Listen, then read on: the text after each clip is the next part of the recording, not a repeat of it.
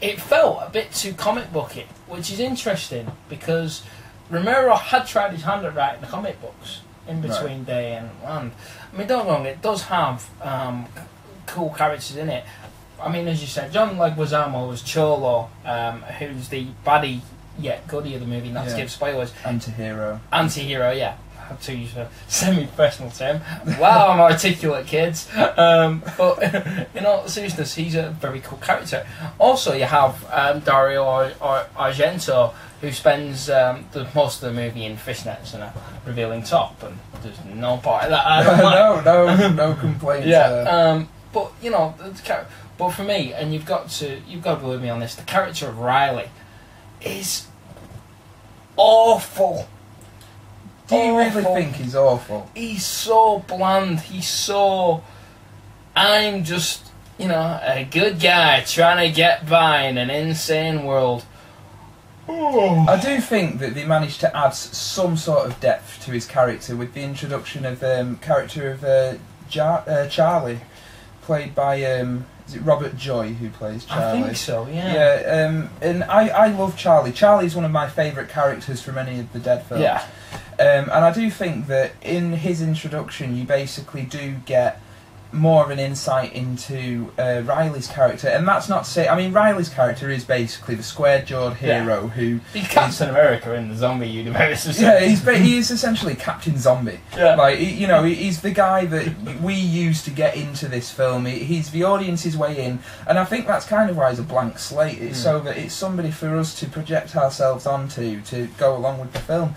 And that would be a complaint. However, I think the other characters in this film are so good. I mean, Cholo, like I said, is Danny's favourite character. Charlie is one of mine. And I think those two characters are memorable enough. You know, and I would like it if Riley had a bit more personality to him, but the fact that he's kind of a blank slate really didn't bother me at all, because I could hook on to one of the other characters. It bothered me because I just thought the guy was so bland. I mean, the other thing that bothered me is, of course, the other big issue that me and you differ on for this movie, which is the idea of the more intelligent zombies. Now, like I said, I have no problem with the idea. The idea is fine. The execution is something I have an issue with. Because, and this is something I have a problem with, and it sounds like a race thing, but who does he make? George makes his hero, his other hero, a black zombie. But I think at this point, he's not doing it for doing its sake. I think he's doing it as I thought he was doing it as a throwback to the other films.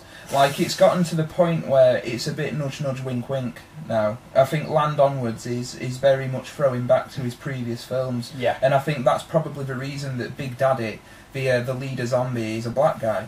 I think he's probably done it like, I've had all these strong black characters, maybe it's logical to have a black zombie lead in this film. So it didn't feel like he was doing it.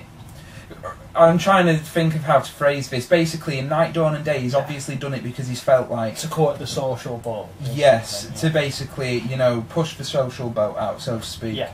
Whereas in this, it's more like a throwback to doing that, rather than doing that again, because there's no need, you know. The world has moved on from that, thank God, you know. I see what you're saying. So, to round up, final scores and final scores for Land. Land, the director's cut in particular, with the added gore and stuff, I would give 4 stars at a push.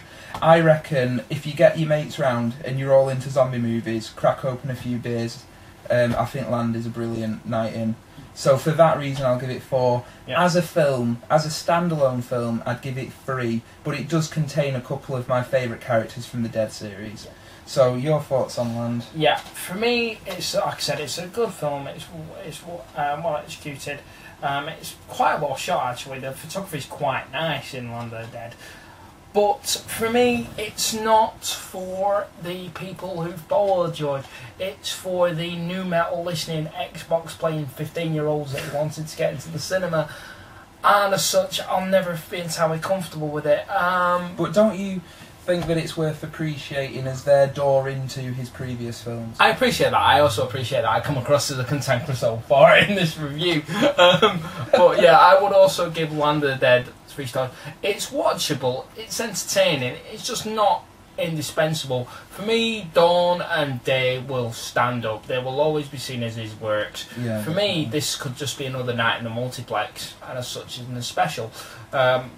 On 2 editions, not really much to say for that. No, there's just the one, isn't there? Yeah, I mean, you can either get this on DVD or Blu-ray. I've got the Blu-ray. It is a nicer transfer, and there's better features on the Blu-ray, but to be honest, if you want it, you can get this on DVD for cheap as chips now. Yeah, it's like £8 or something. Yeah, you don't need the Blu-ray, so yeah.